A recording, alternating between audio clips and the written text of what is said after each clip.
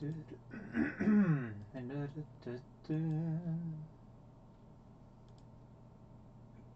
that thing I do every couple of times a week.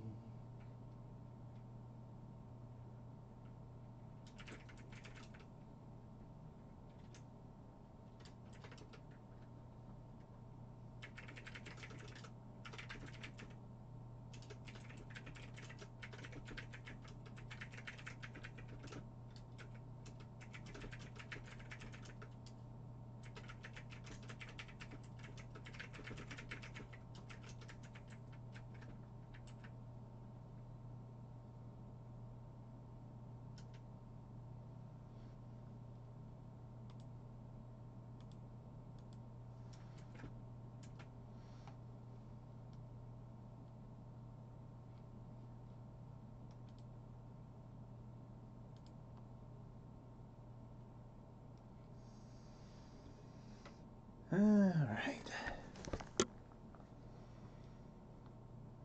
Hit it.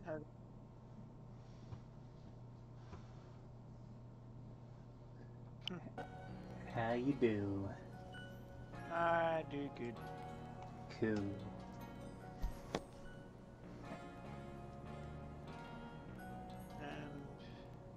Hello.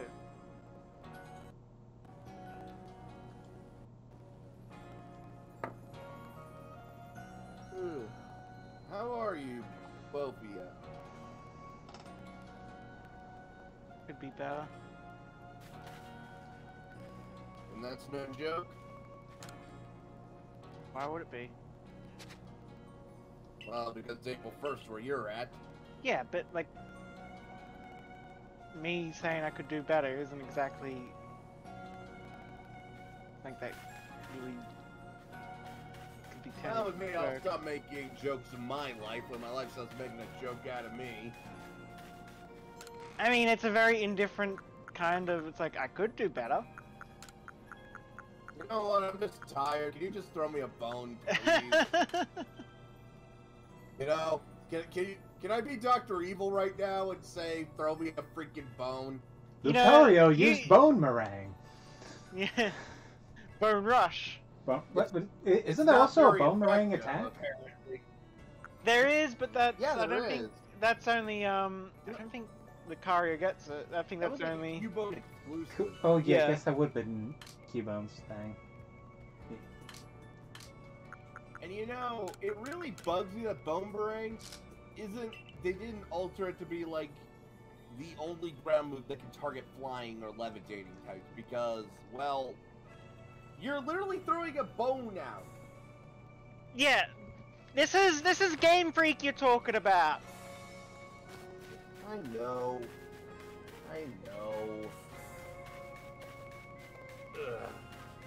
Yeah, frickin' also, Brad, we don't need to make jokes, we don't need to make April Fool's jokes, for you on April Fool's Day. You already are the biggest fool.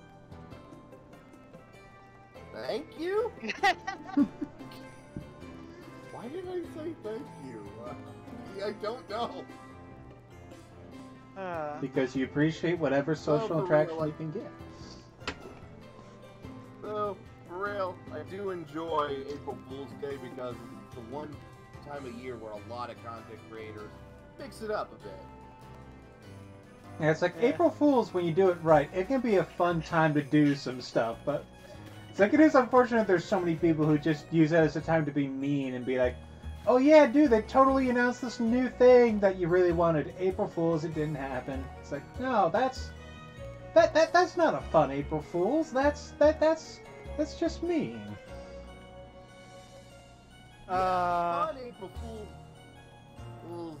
Okay, I know it's not an April Fool's thing they did, but when Pokemon Company said we have a big announcement and then they rickroll us with a Bidoof song, that's the kind of level of fooling I want from any video.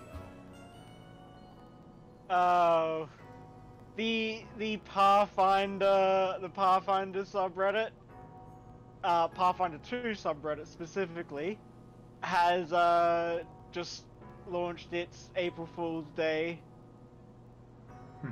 It is D&D Pathfinder Edition.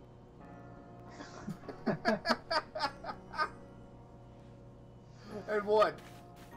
You know, I would laugh if the D&D subreddit went Pathfinder, D&D, or D&D, Pathfinder, whatever. You know, they just do the reverse. Like, this feels like the one time of year where both friends be like, yeah, let's just swap.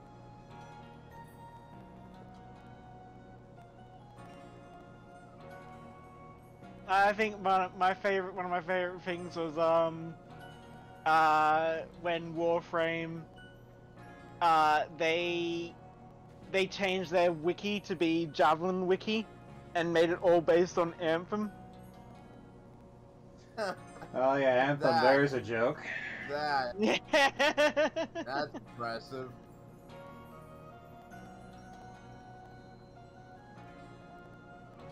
Well, no joke, hopefully, but tomorrow, start of the Shadowrun campaign the crew is running. I'm just your standard weapons street samurai. I'll be playing Denki Tamo. Again. You know what you want to play, man. Yeah, I can respect that. Okay, so I got a quest with this dude. Although I should point out that his fake sin does say his name is Kenji Kaminari. Is that a reference? That's the kind of... Well, Kaminari is another electric reference, just like Denki. And Kenji is, of course, a reference to, well, Bright Ops character. Alright.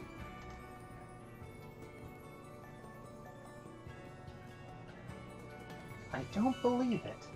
Professor Lavington seems to think that little Bojine here is a Cascoon. But hello, it's clearly a Silcoon. You're an idiot. It just walks away. Cascoon. Silcoon and Cascoon can walk? Nah, I'm saying Liberty walks away. Yeah. Ah. Yeah, that's what confused people. They can walk? You're making some kind of Pokedex or something together with the professor, right? Then you gotta help me. Please, go catch a wild Silcoon so I can prove it's the same species as Bojine here. It's the plot of how Jessie got her Dustox. Basically. No, actually no. For her Dustox, it was yeah, was it May or shit? Who was that generation? May. Yeah. May and brought her bride and brother backs. Yeah. Got bad news for you, dude.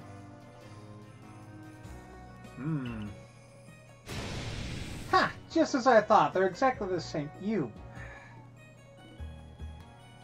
I mean, okay, in all fairness, if I really didn't know anything about Pokemon and I just looked at those two, I'd be like, okay, yeah, they're like the same thing, just like different eyes. Color? And yeah, color, yeah. It's like, yeah, you could easily just think of that, oh yeah, they're like alternate forms or whatever. Or male and female. Those eyes, though. One's angry, the other's like, just wants to chill. Now that you mention it, I guess they're not exactly two peas in a pod. I just never would have thought two Pokemon this similar could actually be different species. Pokemon really are curious creatures, huh? You're joking, right? They are simple people trying to figure things out. You know what? That's fair. Cascoon?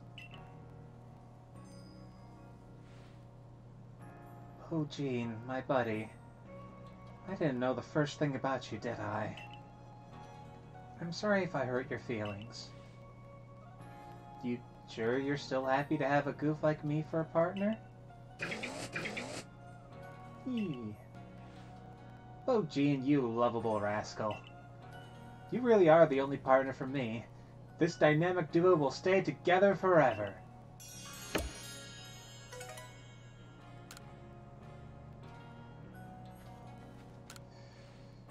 I love my buddy, no matter what it looks like. But its nickname means changing, I guess. To rename one of your Pokemon, you just need to choose it from your party, right? Okay, yeah, game. That bit late to be dropping that tutorial game. And small child.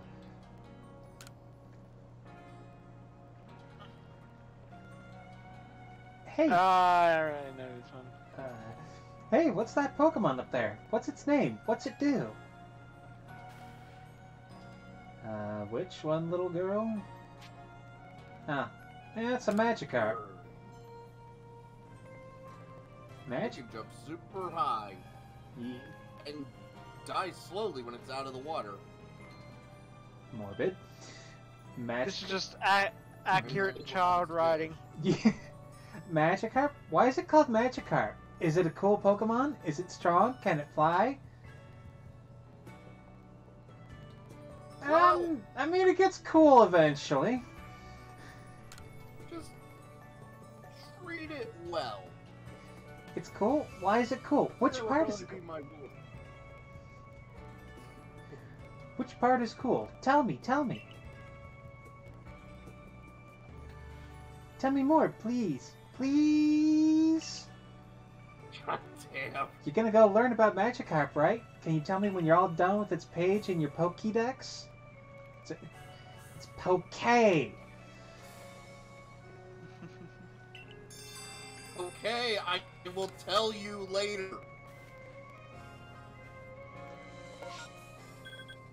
Okay. I'm just gonna leave because I admit that was a terrible part. I'm sorry.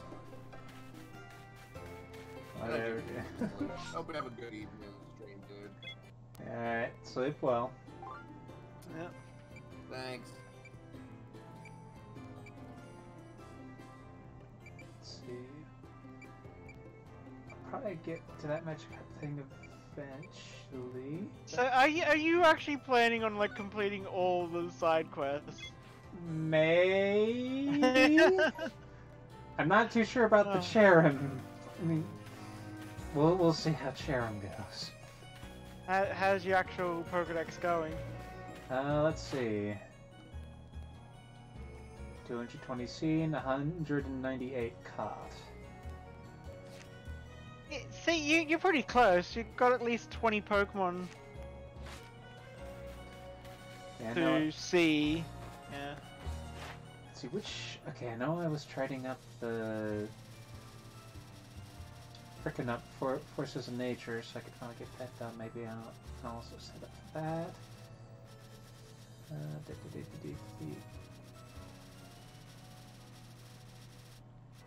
Okay, so yeah, I know I got Tornadus. What about Thundurus? Okay, yeah, still gotta do Thundurus.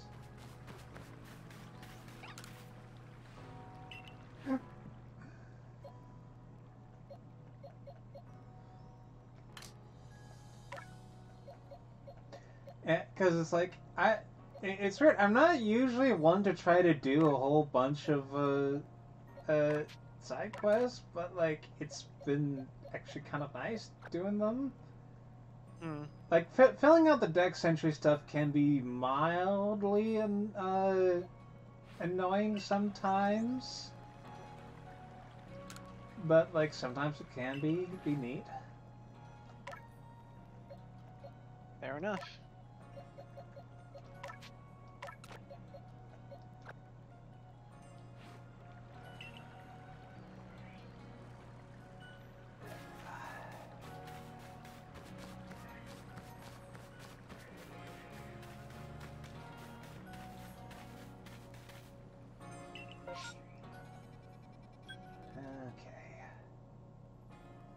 Oh right, I gotta meet up with the person first for the Clary. Yeah.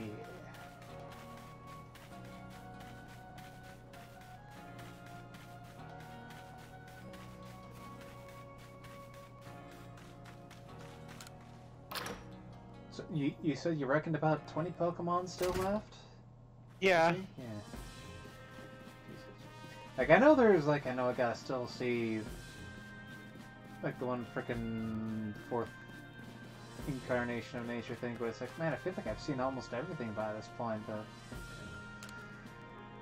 Let's see.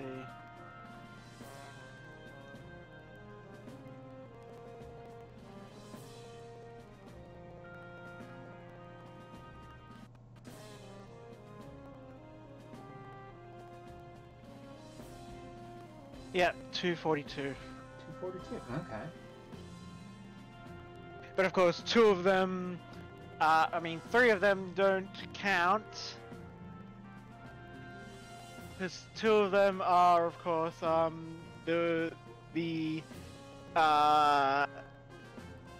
special, you know, oh, you get these by having saved data, so they don't count towards the completed decks. Well, in what you need. And of course, Arceus himself does not count. Alright. So yeah, it's basically 239 in order to re-meet Arceus. Right, because yeah, it was Cresselia and Darkrai for the I think now Shaman and Darkrai, I think. Or it could be Cresselia, yeah.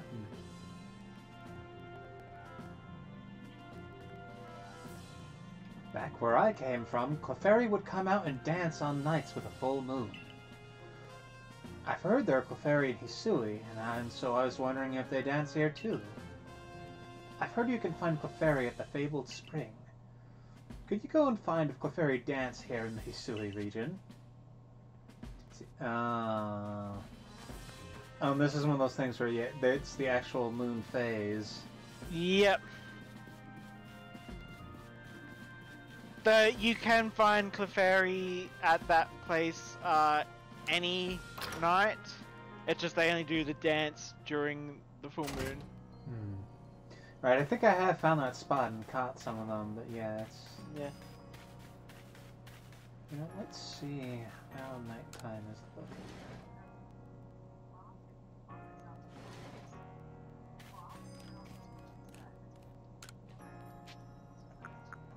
Till nightfall.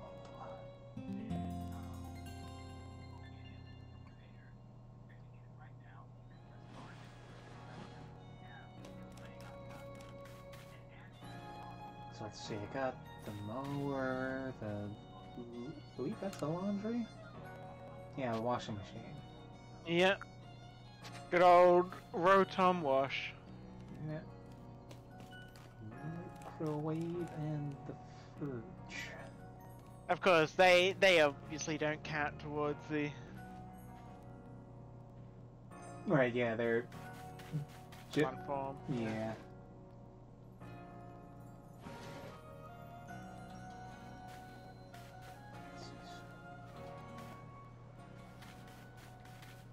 Alright. Now, where is that moon?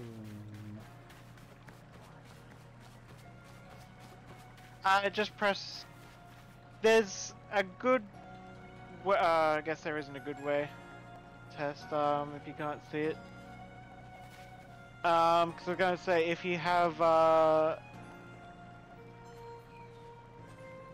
yeah, never mind.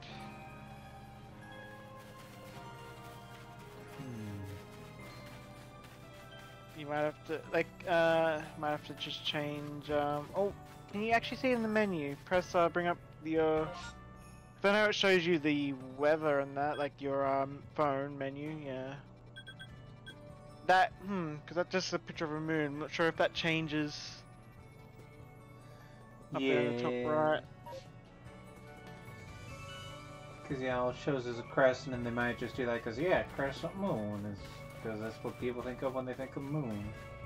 Mm-hmm.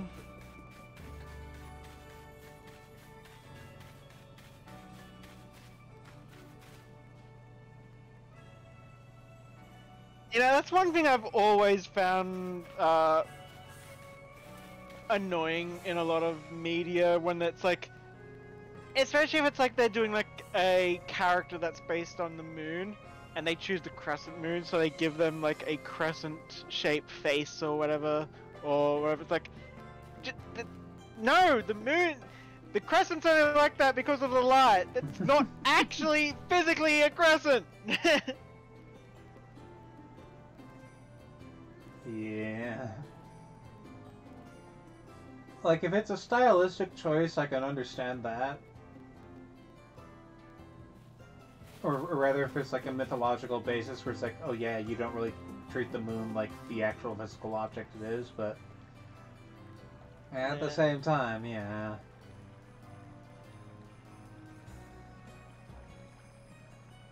Like, that's why I really appreciate when it's like, especially if they find some way to do something that acknowledges like the phases of the moon or something like that. Yeah. Yeah, you might have to try a different map where there's not as much cloud cover. Yeah.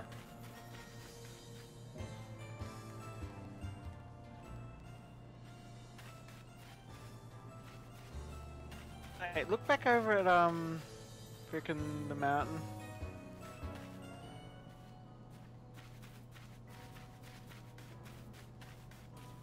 Yeah, now that the rift is gone, that just looks like Death Mountain. Yeah, it kind of does. Like, the clouds are like slightly below the peak instead of hovering over, but yeah, there is kind of that vibe. Well, I kind of wonder if that maybe isn't just something that's like inspired from the silhouette of Mount Fuji or something. Yeah.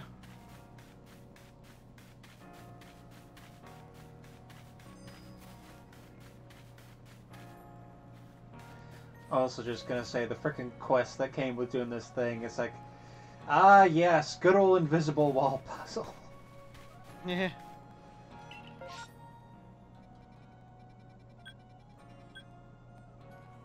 Well, might as well take a look here.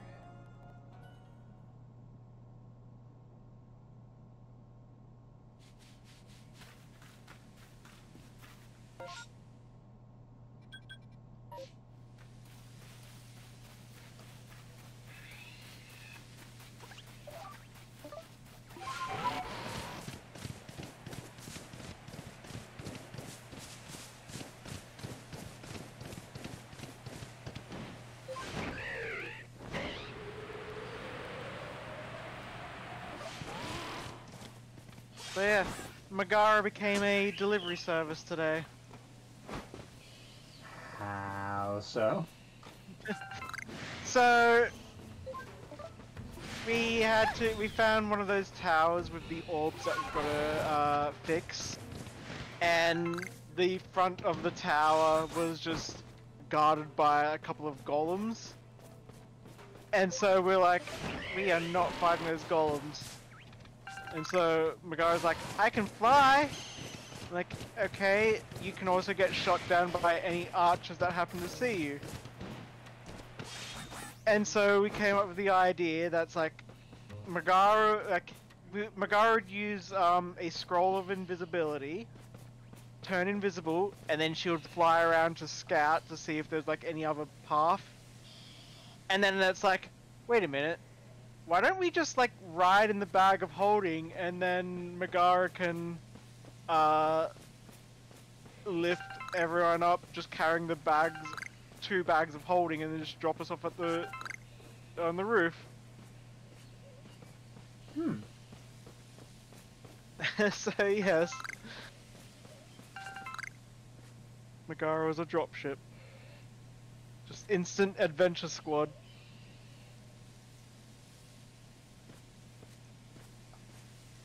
And it feels like there is a joke in there somewhere about Megara carrying the party. Yeah, yes.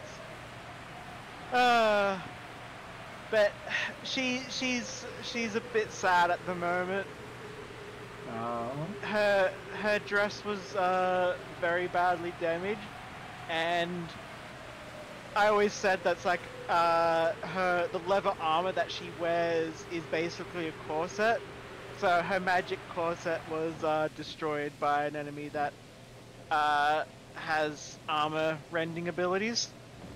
So she's a little bit naked and has to wear ugly breastplate.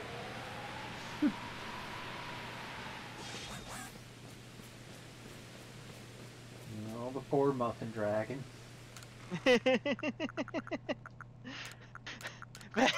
The funny part was our gunslinger. He was missing every single shot, and so he was just starting to get like really like reloading his gun as he's crying because he knows he's gonna miss and not do anything. Aww. So Megara had to give him a hug. Aww. It's like, you can hit him, just try really hard. I believe in you.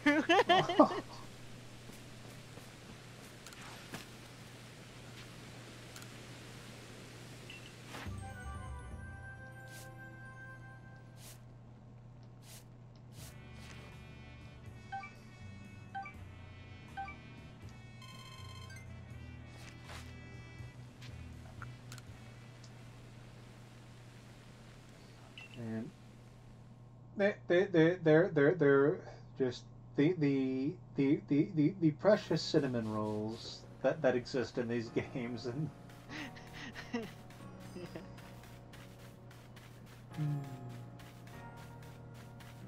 it's just the one thing I love. It's like every time everyone in the party's like talked about, it's like look at us. None of us are good people except Megara. It's like, or talking to an NPC, it's like, hey, look, you know, you can't really, we're just, you know, we're weirdo circus folk. You can't really expect us to be able to be heroes, except Megara.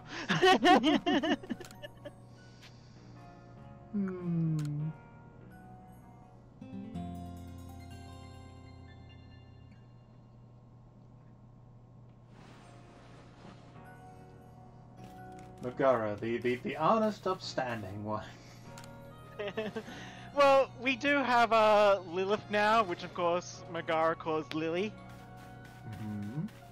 And she is a champion redeemer, and now she's kind of become team mom, because, you know, as a champion, she's all about that high defense, and she's got all these abilities that are all about protecting others. So she is the mother hen, and Megara's the big sister.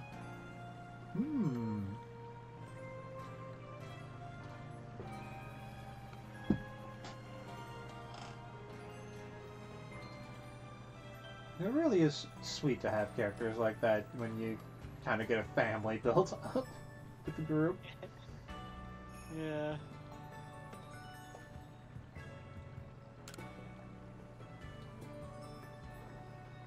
Yeah, you're with the Survey Corps, right? But Chimaco's decided to nest in my house. Do you think you could help me get it to move? Eee. It made itself at home under the eaves before I even noticed. It seems mellow enough, but I'm not at ease with having a Pokemon so close. I've already spoken to some homeowners who'd be willing to let Chimaco move in with them. What I'd like you to do is have a look at the homes and make sure they'd be a good fit for Chimaco. It's not like I can tell what Chimaco feels, so... The first place I'd like you to check is that farmer's house near the fields. Think you could find a nice place for Chimaco to hang there? Okay.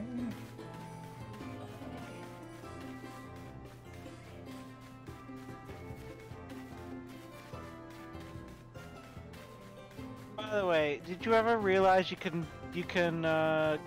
quick travel around the village? Yes. Okay. Knowing you, I figured that would be something you completely missed.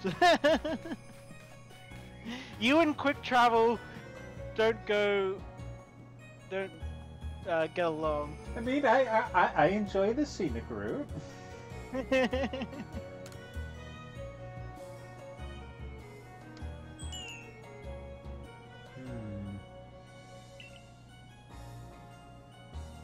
The wind direction seems to be bothering Chimiko. Yeah, place just doesn't vibe. Also, man, like,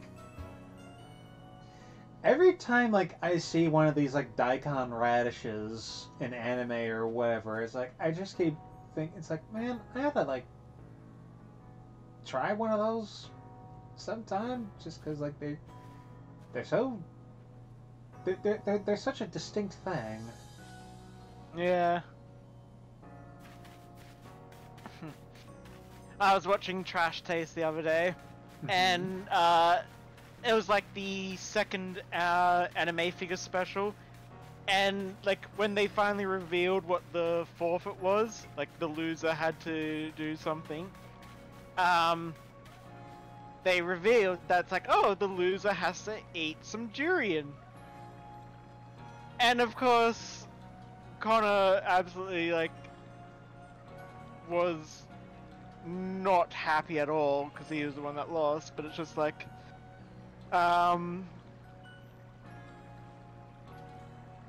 freaking Joey decided to try some. He's like, you know, I've always wanted to try this. And so Joey and Connor both had some durian. Connor absolutely hated it, and Joey's just like, this actually is really good. And I'm like, yeah, I don't really, okay, I get why they would have durian as a punishment because it smells bad. But I'm like, get past the smell, and like, everything I hear about durian is that it's like one of the nicest fruits. I mean, there is a reason that it is eaten as much as it is. Yeah. The funny part was like, freaking a bunch of the, I mean, there's a lot of Southeast Asians there, of course. So everyone there just like, just devours the leftover durian because it's like, it is a popular fruit in Southeast Asia.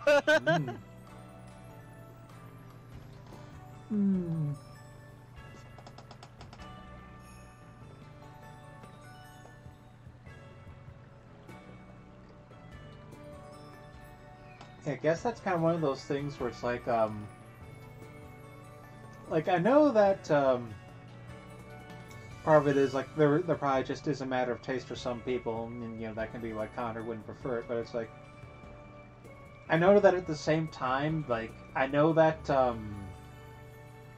smell can tie into taste pretty heavily, from what I understand. So like if primarily what you're thinking about is that smell, like I can see how that would probably hurt in some fashion. Yeah.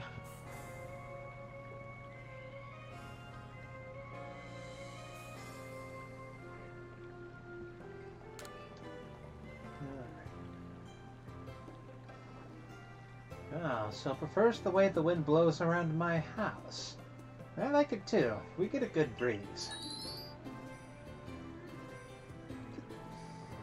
I did not realize Chimiko could look so freaking happy. See, this is what I mean. This is the side quest that I was like, holy shit! I've always thought Chimiko was just, you know, this Pokemon that I didn't really care about, and after doing this, I'm like, I love Chimeko.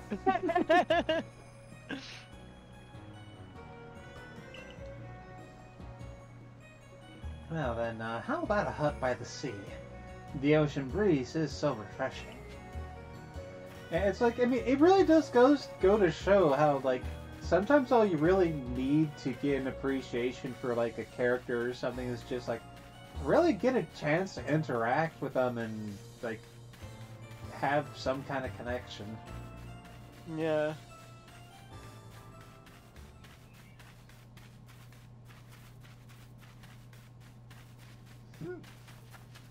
Like, I don't think Pikachu, I wouldn't like Pikachu as much as I do if it wasn't for the anime. Yeah. I mean, screw Ash. Pikachu is the star of the show.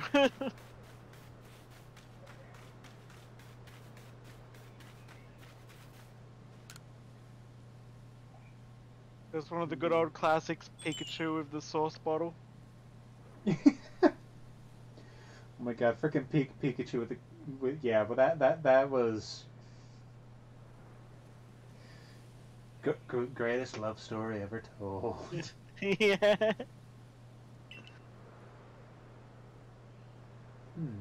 Chimecho seems lonely since there's nobody around.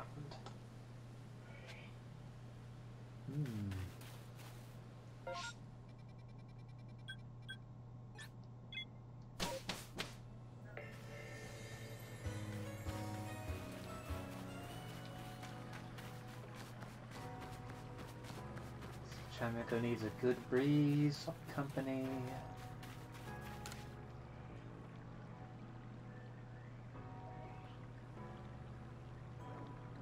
So it likes lively places. Yeah, it's always great to have some activity around. How about the training grounds? With the security corps around, that place is always bustling.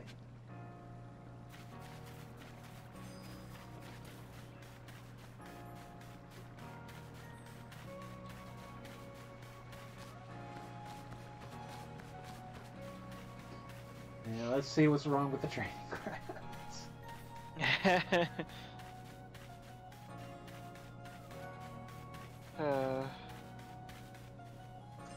Oh yeah, have you battled frickin' Aura Guardian dude?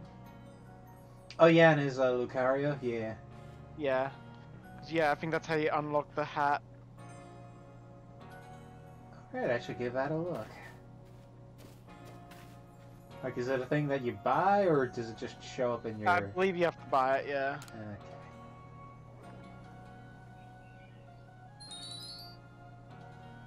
Okay. They actually seem to enjoy it, yay. Is that your Chimecho? When do you come and train with us? Oh.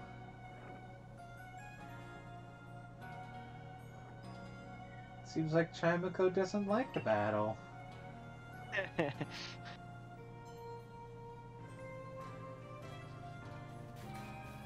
Okay, I can get that. Chimecho just wants to vibe. Yeah.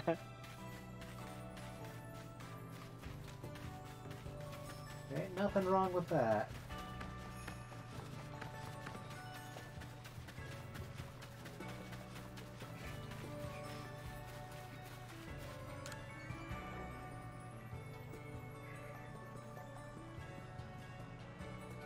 I guess it's only natural that some Pokemon don't like to battle. I'm sorry to scare you, Chimecho. Oh, is it telling me to not worry about it? How about next door to me, then? It's hardly different at all from my place. I just had a chat with my neighbors, and they said they'd be fine with Chimecho hanging around.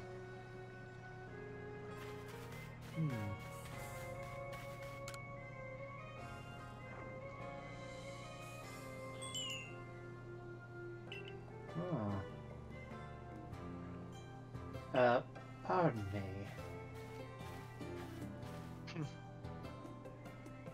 I know I just sent you chasing about looking for a good home for Chimecho, but I think I'd like it to stay with me after all. You've really helped me understand Chimecho a lot better, and I think we can actually live together now. It just dawned on me that hearing its adorable cry coming from under the eaves is part of my routine now. Aww. You're gonna live with me from now on, aren't you, Chimecho? Thank you for all your help. I'm glad this village has the survey corps.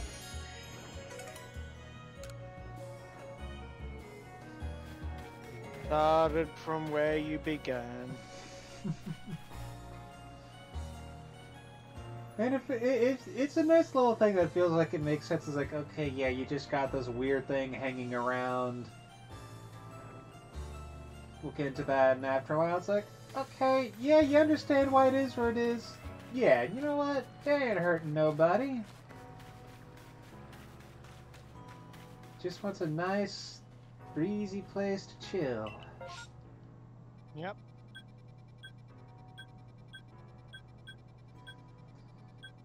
Alright. Let's see if I can't get some magic herb.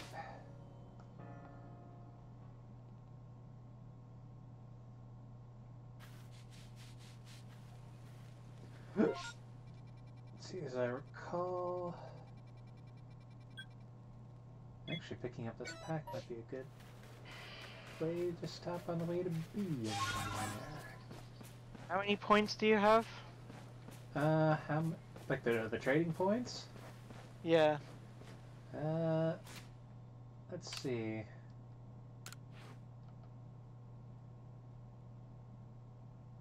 Just short of 6,000, which actually, if I turn these in... Damn.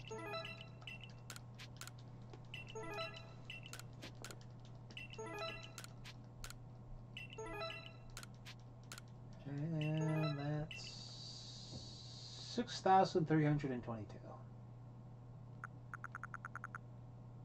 You could buy some. I mean, I'm pretty sure at this point you probably have like all the trade and evolution items. At least a bunch of them. Yeah.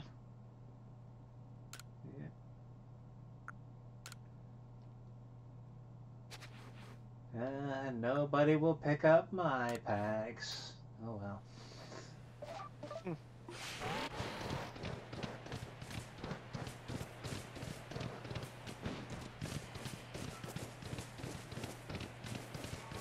Yeah, for me, it's like if nothing else, even if I don't really need to get the stuff from the points, I like the feeling of getting everybody's stuff back to them.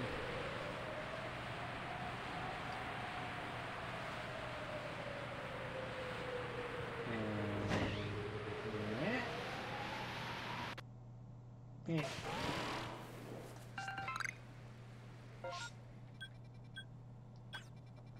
As I recall, over there-ish.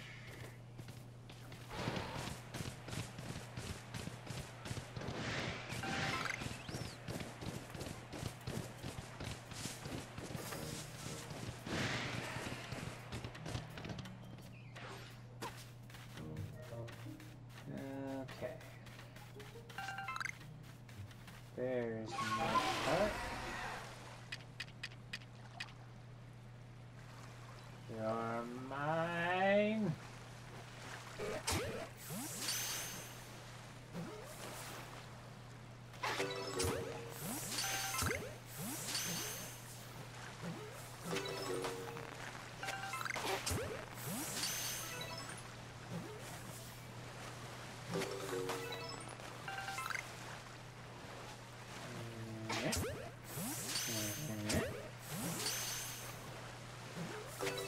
Just gonna casually devastate the ecosystem. Oh, one broke free. What are you after? I'm just catching a bunch of magic harp for that one quest with the girl trying to fill out the deck.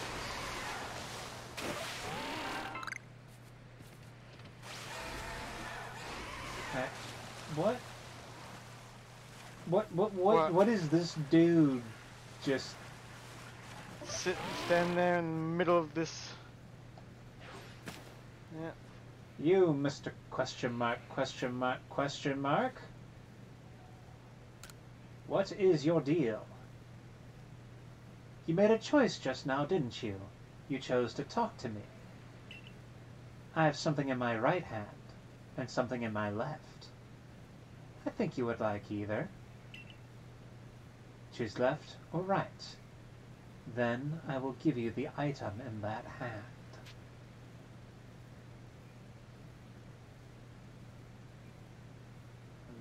Left. So, you choose the left? In my left hand, I have a blue shard. Here, take it. Okay. I can't tell you what was in the hand you didn't choose. That's a secret. Just think about it. It's impossible to know what lies down the path you didn't take.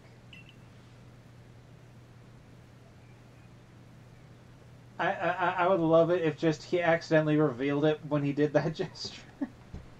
Yeah. Uh, A bit of heartburn. Ugh. Oh, I'm very... Oh... It's... disrupting my ability to... communicate. Just... I hate that. It's like, you know, you burp, it gives you a bit of relief, but then it comes right back. Oh, hopefully that goes away. Yeah. And this is the same. A simple choice of right or left could change the future. It is said that our life experience is constructed by the sum of all the choices that we make. I hope you will make great choices that lead you to an ever better future. And then he just fucking disappears. Oh, good. Didn't mute myself fast enough.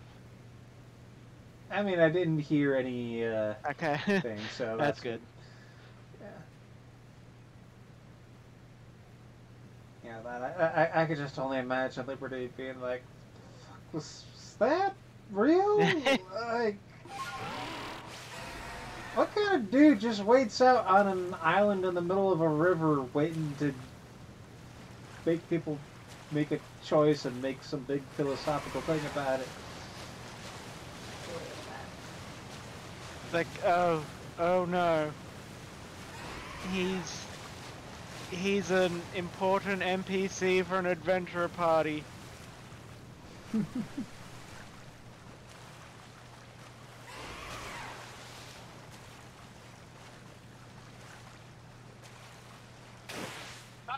Yeah, I was talking to my group, and well, my other group I should say, and came to a realization about something, because we were talking about dreams, and like I think I found a big theme with a lot of my dreams. I have very normal dreams, like it just feels like I am, you know, in reality. Like, you know, oh, I'm going shopping downtown, or I'm going to go to McDonald's to get lunch, or something like that. It just feels real. Nothing about it is too strange, except for one thing. There is usually like a video game or anime or fantasy character that will just be there as if it's normal, and I treat it as if it's normal. Like, one that really sticks out, I think it's probably been a few years since I've actually told you about this one, but I still remember it well. I went to McDonald's to get lunch, and while I was waiting for my order, I looked over at like one of the booths, and there's this anime JRPG adventure party just sitting down talking about what they're going to do next while eating McDonald's. Huh. The most normal thing in my mind in that dream.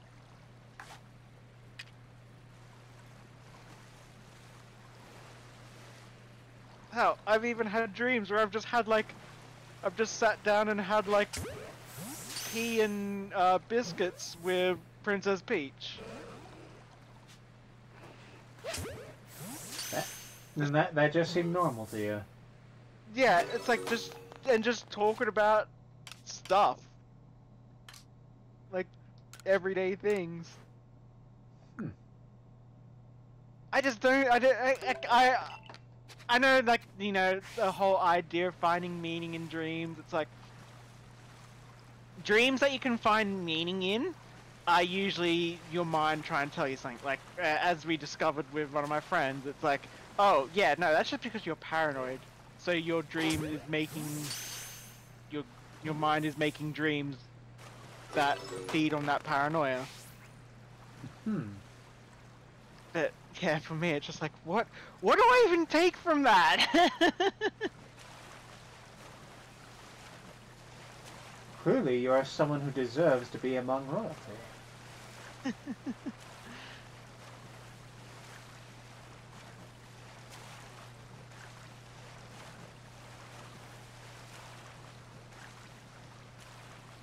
that's...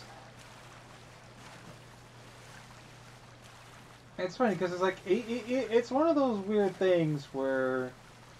It's a funny thing, because it's like, yeah, dreams on one hand can be a very telling thing about, like, what is going on in your mind, and, like, what you really think about and what matters. And then on the other hand, you can have dreams that are just, they mean fucking nothing, because they're just neurons randomly firing in your brain. Yeah.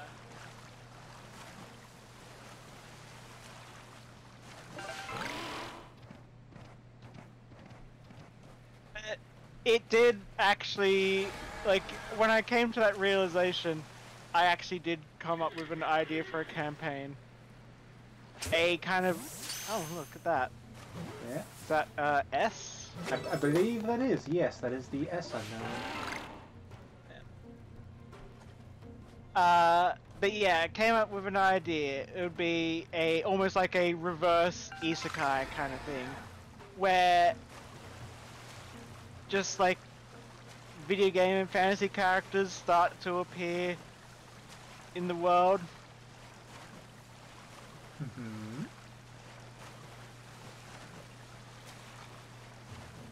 I always have kind of wanted to do an idea of like where it's you know, you can visit video game worlds as part of like a Pathfinder campaign. I can see why there's a lot of possibilities to all the various fictional game worlds out there. Yeah. Bit like a reverse isekai where it's like suddenly Bowser like appears and he's like, I'm going to take over New York.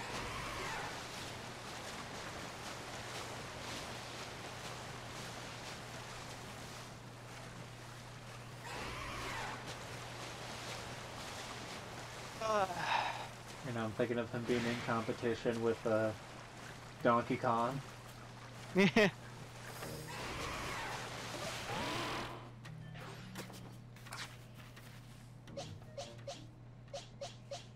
Or an interesting way to do it where it's like, it's almost like there is a blending between the worlds. So it's like, New York actually is just replaced, like blended with New Donk City. Mm-hmm. So Pauline is just suddenly the mayor of what is essentially New York.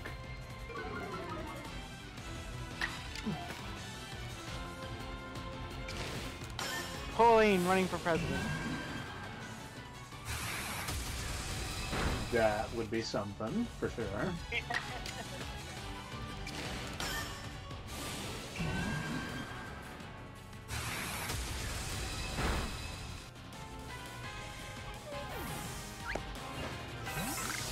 You could even have like different game worlds are actually like different countries. So it's like frickin' you could have like one country that is essentially like off the top of my head, Halo.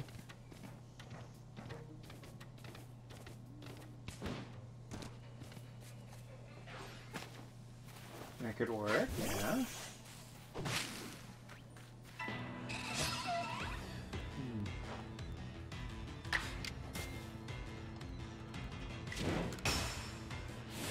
Yeah, at the moment, I think the next campaign I probably will do is either going to be that Legend of Zelda one I mentioned, or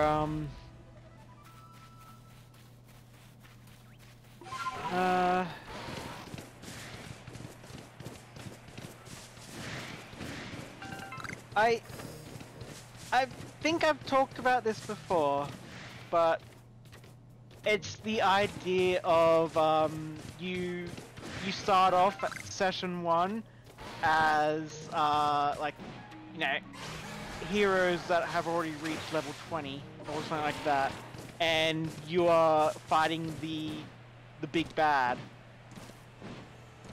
and the big bad wins. Uses some kind, basically, it then goes into like a maybe like a 6 month to a year or something like that sort of time skip, where it's like everyone thinks the heroes died, the big bad has taken over, and then you actually start the campaign as the souls of your original characters. They weren't killed.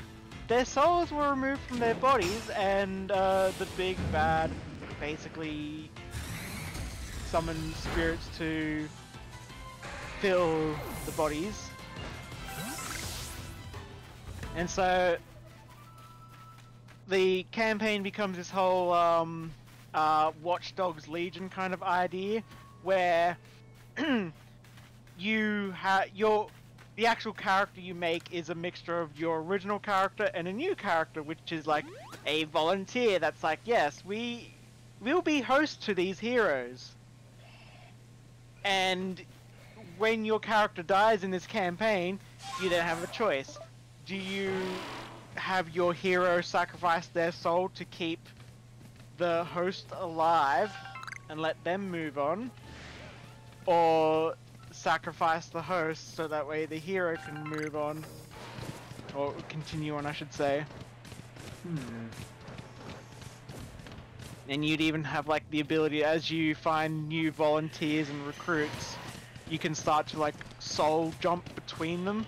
So that way it's like, oh, we've got members over this side of the country and there's an operation we can do there, so let's jump into their bodies.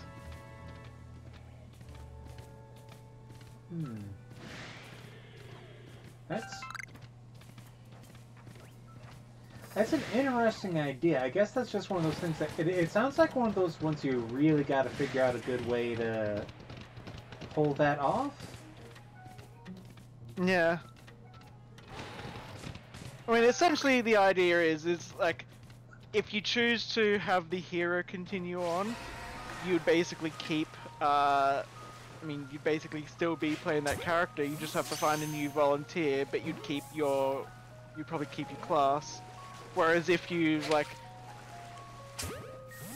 if the volunteer continues on, that'd be like, oh yeah, maybe it's like all this stuff they've done with the hero has awakened new powers in them, so they've now got a class. Which would basically be the option for you to be like, yeah, I'm gonna try a new class.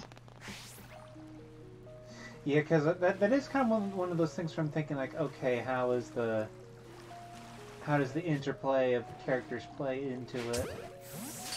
Yeah.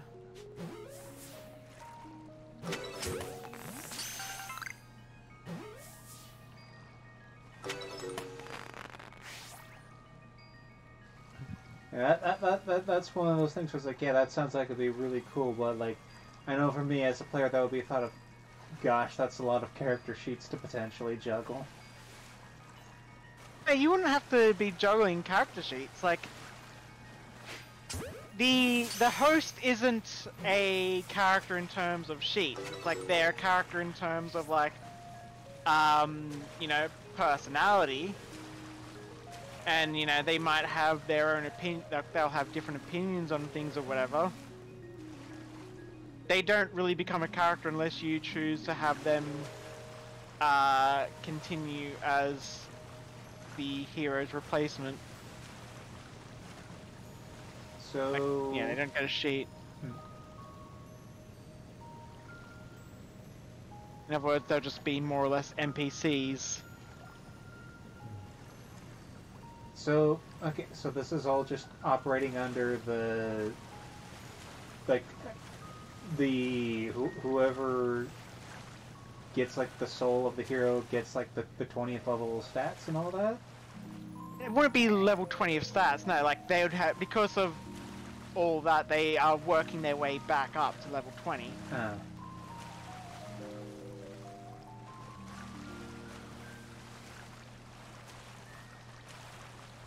Right, and so then where would the difference of class be playing in? Again, it's like you would be playing as the class that hero originally was. It's just then they're no longer as powerful as they used to be. They're working their way back up. If that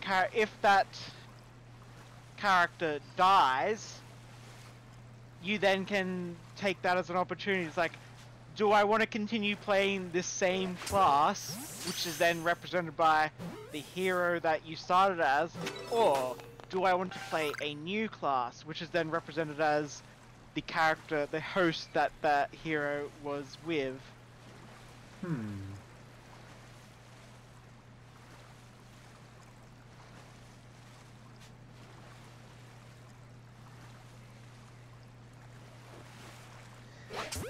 It's an interesting idea.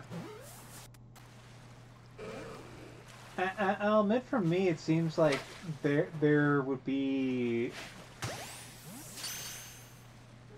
I guess part of the thing for me is when I think about that sort of premise where it's like, okay, yeah, you're doing a thing where this is the result of trying to inhabit the body of another person and having their potential of there being another class if they are lost.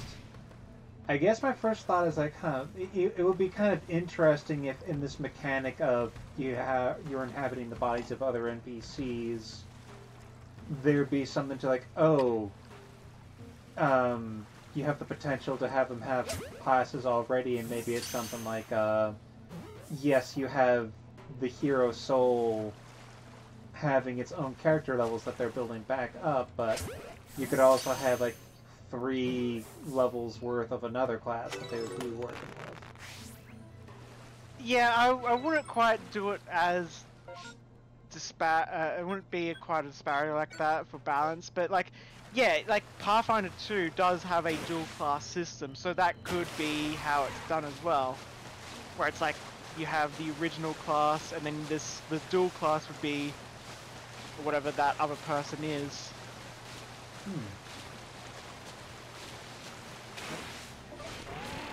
Or it could even just be, without using the dual class, it could be the archetype system. The archetype represented by the host.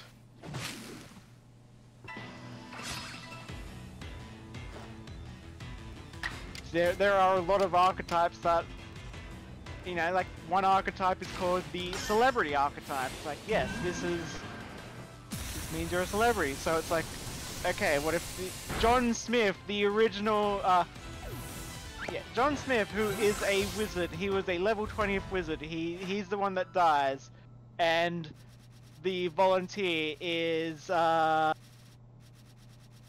Harry Johnson, a movie star, so therefore you'd be playing a wizard with the celebrity archetype. Or if you do a dual class, it would be wizard with bard as second class.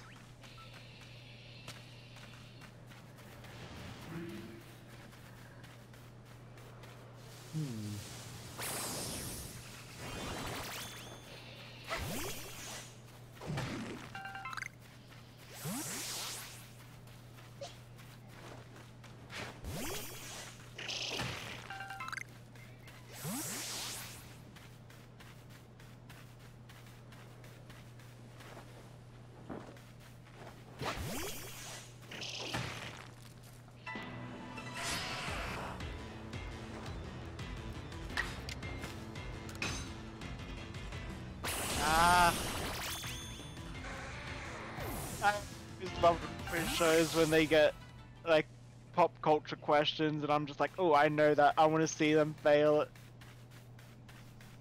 But he got it, damn. Aww.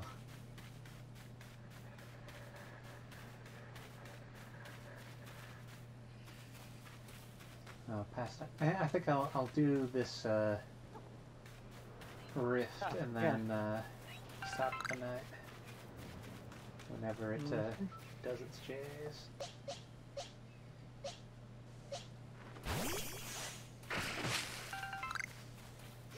I think it was not too long ago where the question was someone got asked the question was like in the Mario Brothers series, who is the brother of Mario?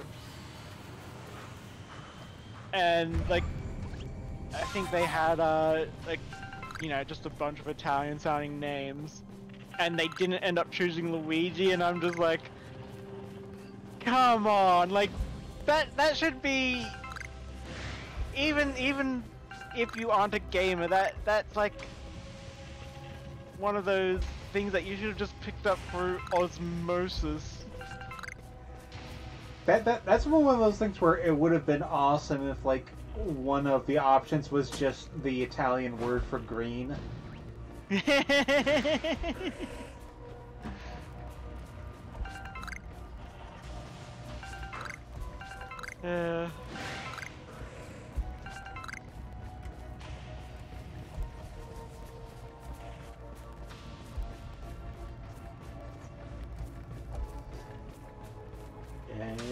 It's one of those things that when I think about those, I just kind of have to wind up taking it that, yeah, there's people who don't care about video games, unfortunately. Yeah.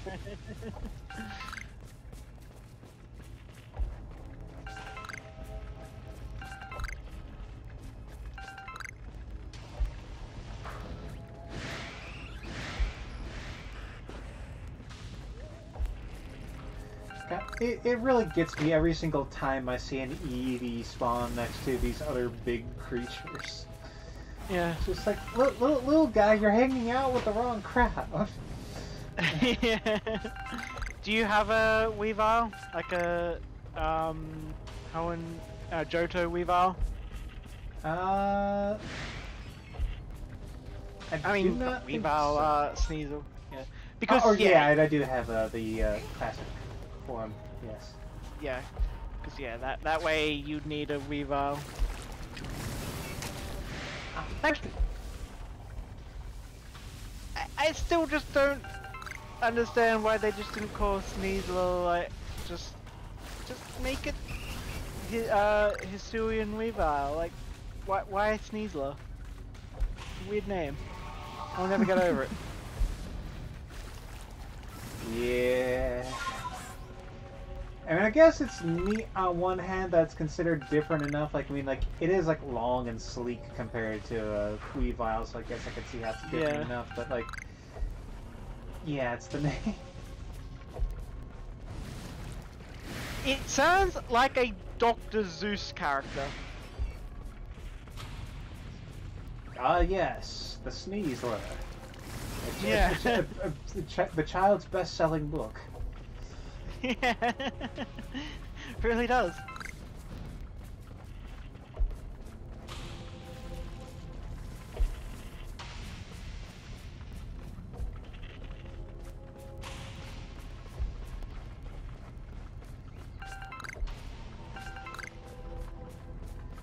And always remember to take a kneeler next to the Sneasler.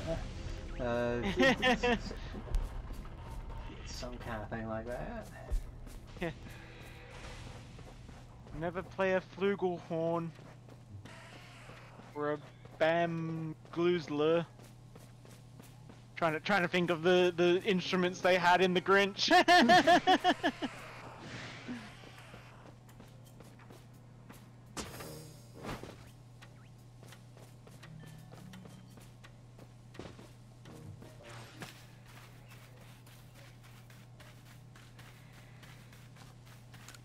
Oh, that is actually one of those things that is funny. I never expected it, but some Dr. Seuss books got like banned last year for racism.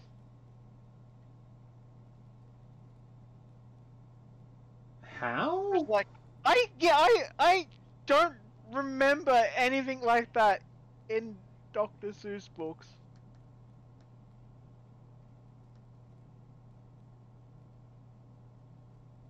again, and it's like if anything, he usually stylizes the stuff enough that that's not like even possible.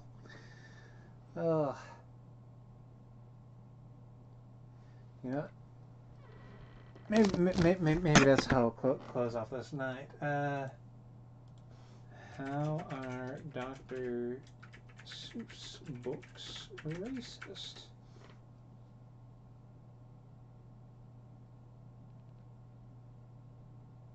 Da, da, da, da.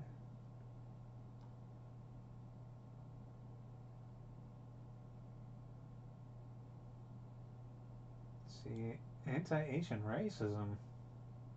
The fuck?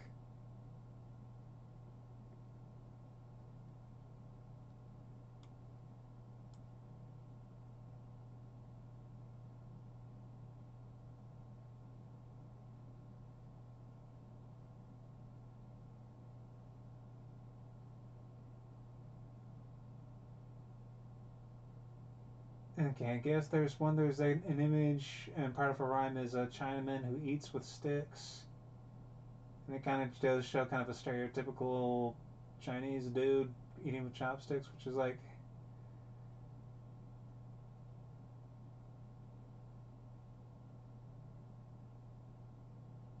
I mean, I wouldn't really say that's the most racist thing, but Yeah. like, I mean, I guess I can see why people would want to not do that. Yeah.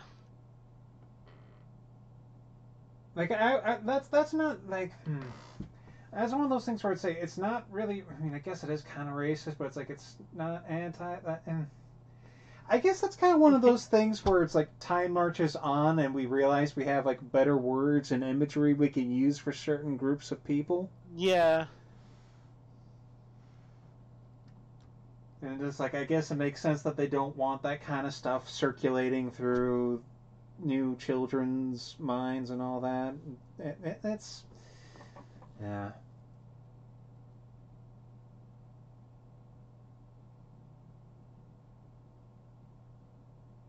Hmm.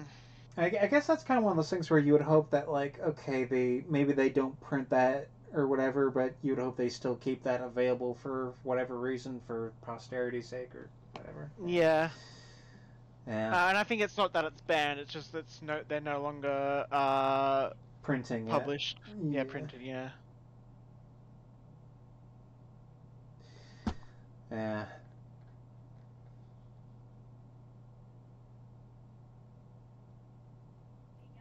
Well, trying to make the world a little bit of a better place and acknowledging the movement of time. But we're words to consider to bring out this thing, huh? Yeah. Yep. Good night, dear watchers. Indeed. Good night.